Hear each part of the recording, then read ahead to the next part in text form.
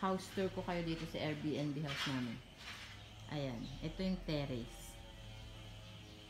Balcony. Yan. Yan yung entrance door. Ito yung mga sofa. Yung kawayan namin pwedeng pagpahingahan dyan. Tara, pasok tayo dito sa Airbnb namin. Ito, i-house tour ko kayo. Yan. Buksan natin ang ilaw muna. Yan, para sa mga four corners na ilaw. Yan. At pag ito, may ilaw din sa gitna. Yan. Ito ang aming entrance. May pahalaman dyan. Electric fan. Ito yung unang bintana. Ito yung sala set. Living room. Yan. May konting flower vase. We have yung candle, scented candle, candies, ganun. Tapos, ito yung room 1. Main room to. Buksan natin. Ayan. Same din sa mga ilaw niya. Kompleto. Maliwanag na maliwanag. Depende lang sa'yo kung gusto mo na maliwanag. Ito yung mga bedsheet. May table, may password na ng wifi doon. Tapos ito yung mga towels. Kasi may guest kami 6. Kaya nag-ready na ako. Lagayan nila ng gamit nila. Tapos ito, kung extra kumot nandito. Yan. Maluwang lang. Hindi siya masabit-sabit para maaliwala sa mata. Itong next room, hindi yan ginagamit muna. Wala pang kama. Ito naman tayo sa second room. Ito siya, may mga towel din. Oh, may patrash can dyan. Same din doon sa kabilang room. Oh. Yan, may AC din siya, gaya sa kabila. Pero to full size lang. Full size bed. Yung sa isa, queen size. Andyan din yung may candle din para pang pabango. Diyan na rin ang wifi password kung kailangan nila. Yan. Oh, ito naman ang kitchen. Yan. Mayroong, yan ang pinaka-dining set. Tapos may ref. May free coffee, sugar, cream, and tea. Sa inyo yan. Free yan. Every guest. Kung ilan sila. Yun yung kitchen namin. Ito yung mga utensils.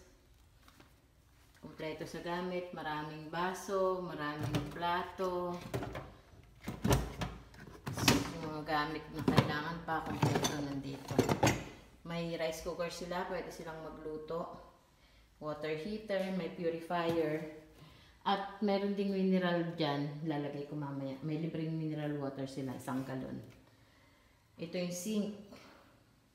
May hand soap. May dishwashing liquid. May sponge dyan. At kung yung mga dadating is walang dalang gamit, may pwede silang gumamit dito sa pang-kusina. Ayan, may kalan din kami. Double burner nga lang. Tapos, bagong built lang tong exhaust fan. Oo. Yan.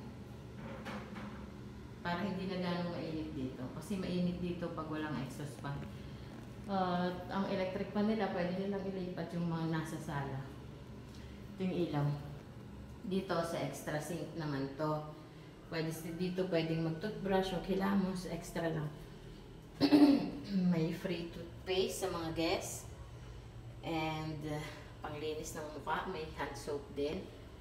May face towel. And hindi naman maingay yung exhaust. Turn off ko na. And then dito naman tayo sa bathroom. Yun ang bathroom. Ito ang aming bathroom. Pagbukas mo ng ilaw, on na rin yung exhaust fan, bagong build lang yan. Tapos meron kami water heater,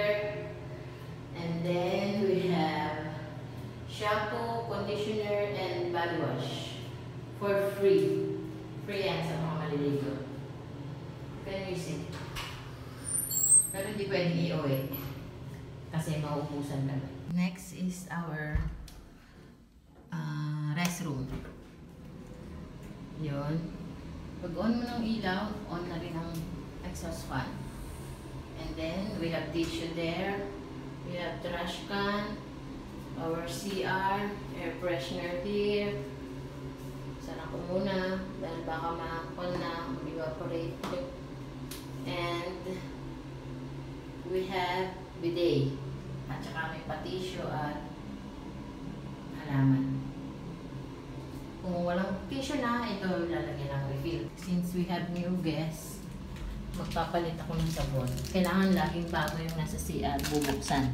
Sila ang magbubukas kung gagamitin nila. Kasi, syempre, di ba, mag-iisip sila pag hindi bago. Tapos, syempre, kung sino-sinong gamamit. Every guest, may bago silang sabon dito. Yung mga nagsasabon, may mga ibang foreigner guests na they just use tissue. Yun lang. Pinoy lang naman yung mga naghuhugas ng tubig sa